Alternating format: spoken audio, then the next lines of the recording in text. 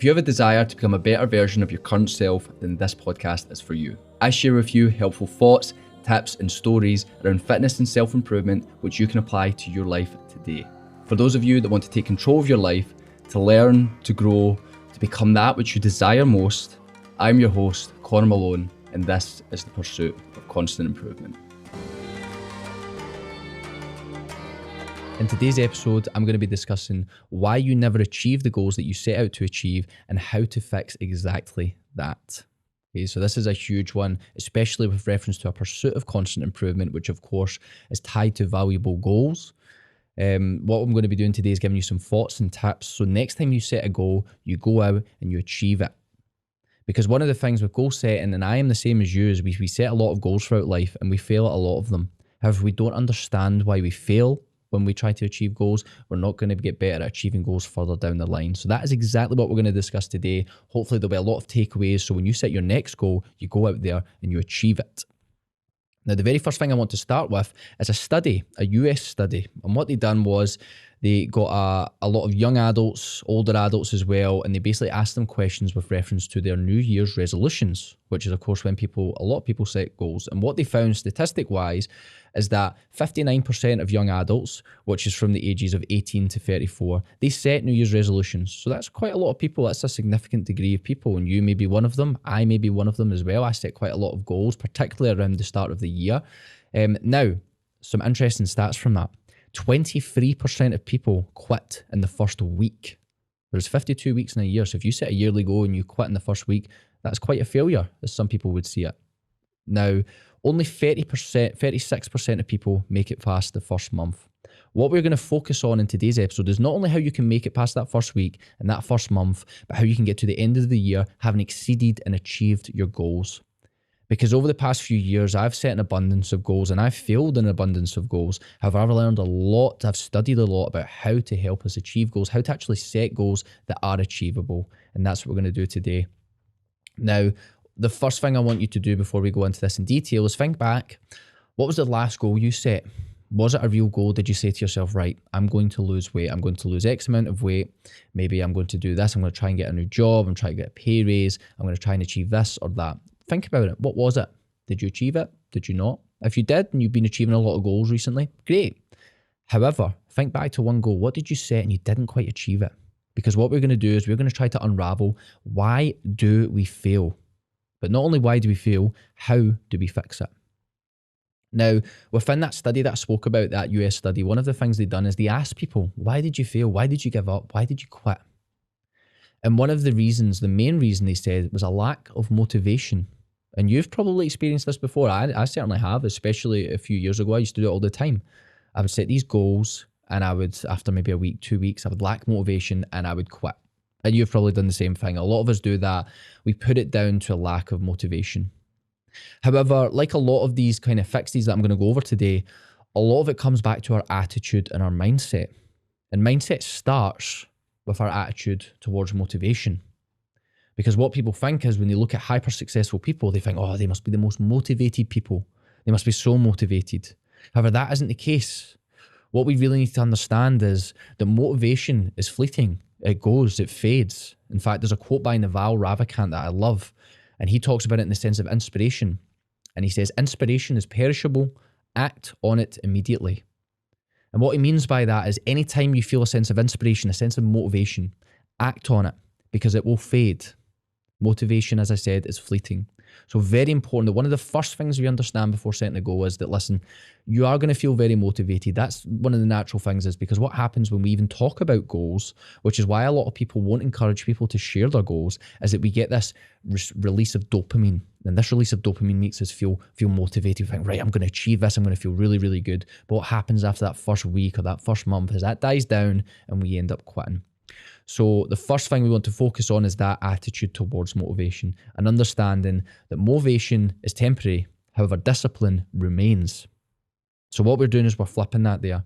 We're not relying on motivation to get us through our goals. We're seeing it as discipline. So when you go into setting a goal and you realize that motivation is going to fade, however, you realize that discipline can remain, you're already in a much stronger position than a good chunk of people are, because you understand that motivation is going to go. There's a good quote that a lot of people know, and it's motivation gets you started, discipline is what keeps you going. So that kind of highlights it there. Now, one of the important things with discipline is, unlike motivation is a feeling that fades. Discipline, however, is a skill.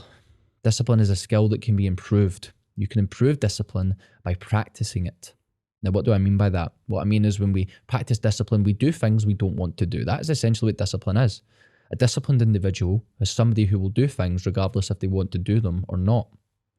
Now, for example, that could be going in an ice bath. Nobody likes ice baths, right? You like the feeling that it gives you after that. However, you're willing to go through that pain because of your discipline to then get that feeling afterwards. So if you're doing things like practicing ice baths, going through tough workouts, just in general, doing things you don't want to do, if you do that on a regular basis, you'll build your discipline levels. As David Goggins describes it, you will build this callus in your brain, this mental callus. What I'll do is it'll harden your mind. So when you go to, you face something that's difficult, you're more likely to overcome it, which of course our goals are. One of the other mindset things that I want to move on to do with goal setting is a victim mentality. Now, this is I see it every day. I've seen it myself before, something I've had to realize. A lot of people will not realize it because it's a very difficult thing to take. Do you have a victim's mentality? Now, I got a little definition of this online, but essentially in a very simple form is when you feel like the world is against you and you have no chance, you make excuses. Okay, that is a victim's mentality. You've met these people before. You might even see it in yourself. This will hopefully help you realize. Who are those people who, when they fail at something, they blame it on others? They say, oh, well, I couldn't do it because of this. The weather was this, or so-and-so done this. I had a busy day. I forgot this, whatever. This is where it has to stop. Okay, because this is why people quit. They have that victim's mentality. They feel that the world is out to get them, that they can't possibly achieve their goal. So that starts with your attitude. That starts with your mindset. We need to change that. We need to alter that. So if what I've just described to you rings a few bells and you think, oh, hold on a minute, that's how I thought previously. Those are the things I've said. Don't worry about it. You've realized that. That's the first step. Now you need to change that. Okay, and one of the first ways to change that is through taking ownership of your actions. There's a very good book that I would recommend. It's called Extreme Ownership. It's incredible. And what that book talks about is how we have to have extreme ownership for our actions. Rather than looking to blame others, if we take ownership of the things we do, whether that's a mistake, it might even be somebody else's mistake. However, what we do is we look as, what could I have done better there? What can I take responsibility for? Okay, so let's say somebody forgets to do something for you. Okay, now that necessarily isn't your fault. However, rather than just blaming them, you can say, listen, I get that, don't worry about it. However, I should have reminded you, okay? Now what you're doing is you're taking some of the responsibility, and therefore you're clearing your mind in the sense of you're not going to have any bits at the back of your head saying, well, maybe I could have done this. There's no doubts. You clear your mind of doubts. When you start taking responsibility, you clear your mind of doubts. So that is one thing to start doing, to flip that victim's mentality. Take extreme ownership of your actions. Take responsibility. One way to do that is by practicing gratitude, because people, of course, when you're in your pursuit of your goals, something bad will happen. But what you can then do is take a step back and think, wow, well, it could have been so much worse. I'm grateful for this. I'm still here. I'm still alive. Got another attempt. Let's do it. Okay. That's getting rid of that victim's mentality. That's remaining positive. That's remaining grateful. And you can then go again. So I hope that helped. If you have got a victim's mentality or you've experienced it in others, keep it in mind and try to work on that. And like I said, those are two ways to really do that. Now, one of the main reasons I see people fail on their goals, or why they fail their goals, is because they set just goals. They don't set steps and actions, okay, or tasks. How are you actually going to achieve this goal? So let's say you want to lose weight. How are you going to lose weight? What are the daily actions and steps you're going to take to get you there? Because people say, oh, well, I tried to lose weight and it didn't work. What didn't work? Was it your actions that didn't work? What were you doing on a daily basis to help you get there? That's what's going to get you to your goal. So you make sure, let's say you set a goal, and again, we'll keep in with the routine of losing weight. Let's say you say, right, I want to lose weight. I want to lose 10 pounds. Okay, well, how are we going to lose weight? So you think of, right, I'm going to eat in a calorie deficit. This is how I'm going to do it. This is what I'm going to do on a daily basis. I'm going to track my calories. I'm going to go to the gym. Not only am I going to go to the gym, but I'm going to go to the gym 3 times per week. You need to set the specifics. That's what these tasks are. That's what these steps are.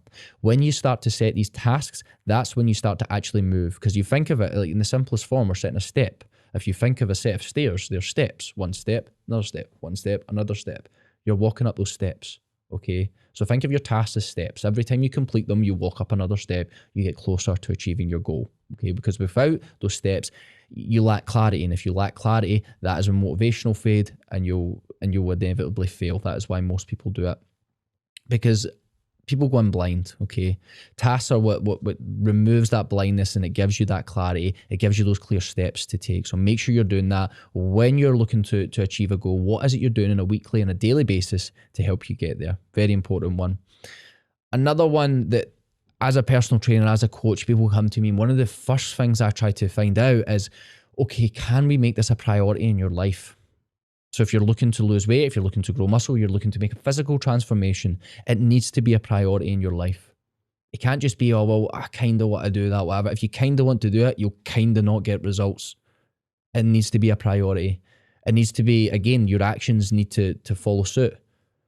So if it's not a priority, which of course we all have many priorities, so maybe now's not the right time. Great, don't set that goal yet because you'll fail. Because I've spoke about this many times before. When we start to fail and we don't fulfill these promises we make to ourselves, we lose confidence. If you keep saying to yourself, I'm going to do this, oh no, I'm going to do this, and you keep setting these goals and you keep failing, you become less confident. So again, make sure you can prioritize it. If you can't prioritize it, don't set the goal. The next thing is a really good one. This is one that I got from a book called Atomic Habits, which I know a few of you have read, a few listeners that I've spoke to about. Atomic Habits, a great book by James Clear. One of the main parts of the books is he talks about when people are setting these goals and these habits and stuff like that, they always think about what can I add in. They say, right, well, I'll start going to the gym 3 times a week. I'll start eating this, I'll start eating that, and I'll have this shake, I'll have that. However, what are you doing that you need to remove? Because it's the bad habits in your life that create all the chaos, that create all the uncertainty in your life. That is what needs removed, because that's what causes you to fail a lot of the times. This is one of the big points of failure when we set our goals, is the bad habits. So don't look to just improve and set really good habits. Look to remove the bad habits. All you need to do is sit down and just analyze your life, do a lifestyle audit, think, right, what do I do which isn't good? Okay. And the way to find this is by reflecting on why you failed previously, which is one of the points we're going to talk about is why did you fail previously? Well, I was speaking to a client about this one time. In fact, it was just a couple of weeks ago. And he said, well, he had an excellent week, like a brilliant week. And what he said was, he was like, well, I just don't get why I didn't lose weight. I'm not getting any closer to my goal. And we're like, right, well, let's look back. What did you do? And he's like, right, well, I trained all week. I ate really well. But on Saturday and Sunday, I didn't eat great. Okay. Which is where most people would leave it and say, right, we need to improve that next week. But what do we need to improve? Well, what he done was he's like, well, somebody asked me to go out drinking. And he's like, oh, well, I thought I'd only have a couple. But it turns out he went out, he didn't have a couple, he had more than that. It ruined his day, it ruined his next day in terms of his calorie intake, keeping it controlled, and his training. Okay. Now, what we need to realize is if we look back, we see where we went wrong, we can then say, right, let's not do that again. Because if you keep repeating these actions, you will keep failing. That's the definition of lunacy, as somebody who keeps repeating the same actions and expects a different result. So if you know why you're failing, you know where to change. And if you know where to change, you'll start to achieve your goals. So an important one there. Now, one that I just touched on there was, of course, going back and finding what didn't go well. But when we look into the future, it's what might not go well. What are your blockers? What will stop you in your pursuit of your goals? Because if you find out what these blockers are, you can start making contingencies and you can plan ahead of time. So if you're like, well, maybe you've got something coming up in a few weeks' time, which will take you off your tasks. It'll take you off your routine. Great, let's plan ahead. Let's structure that better. So you're going to overcome that hurdle and you're not going to fail. So again, look forward for these blockers and try to overcome them. Because if what will happen is if you're taking these steps, you hit this blocker unprepared, you will fail. However, if we plan ahead, we look for these blockers, we set contingencies in place to overcome them, then we will actually proceed with our goals and we'll start achieving our goals. Now, what I want to do is leave you with a couple of things that you can apply in terms of to achieve your next goal. So if you think, what do you really want to achieve? What is this thing that will greatly improve your life if you achieve it? I'm going to give you 5 steps. 5 steps that you can think about, note them down, and this is how you can start to achieve your next goal and stop failing. Stop repeating that cycle, fail, repeat, fail, repeat, fail, repeat. This time we're going to succeed. Now, first of all, what you have to do is, of course, we have to get that mindset, that attitude correct. We need to understand that motivation will fade. Because when you start a goal, you will likely feel motivated, but understand this will fade, this will pass. Because if you don't, like we said earlier, we will fade if discipline isn't there. Okay, we will end up failing. So make sure you know that when going into it.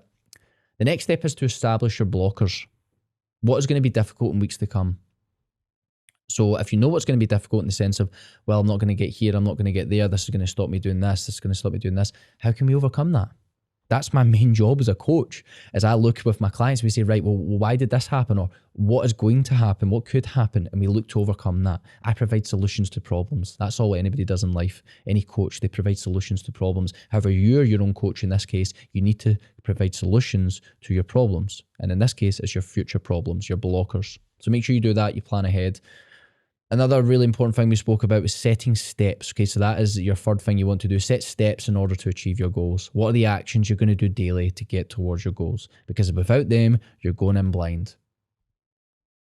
After that, we need to make those steps a part of our routine. It needs to be non-negotiables, because if they're out with your routine, you won't repeat them on a regular basis, because that's all a routine is. It's a sequence of actions, something that's repeated regularly. So make sure that these steps that we spoke about, these tasks, they're part of your routine. You're repeating them often. That's how we push forward towards our goals. The last thing is reviewing when something goes wrong. Because as I just spoke about, people will fail and then they will go again. They'll fail and then they'll go again. You need to take time to review. That's what I do with all my clients. If something goes wrong, we don't just say, oh, well, let's not do that again. We say, right, why did this go wrong? How can we improve? If you don't have a coach, you're your own coach, you need to do that. So again, look to see what goes wrong and then improve upon it, okay? And you can do that by reviewing it. Now, the last thing I want to leave you with today is a quote. As always, this quote is by Jordan Peterson, a great quote, and this is one that I share with my clients on the welcome pack when they join the online coaching program. It's by Jordan Peterson, and what he says is, our positive emotion is linked to our pursuit of valuable goals. Now, with this podcast, the whole aim is called the pursuit of constant improvement for a reason, because positive emotion is tied to that.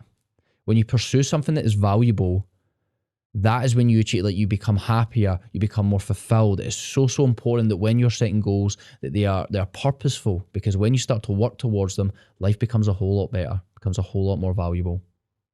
So I hope you enjoyed that. I hope you enjoyed this episode.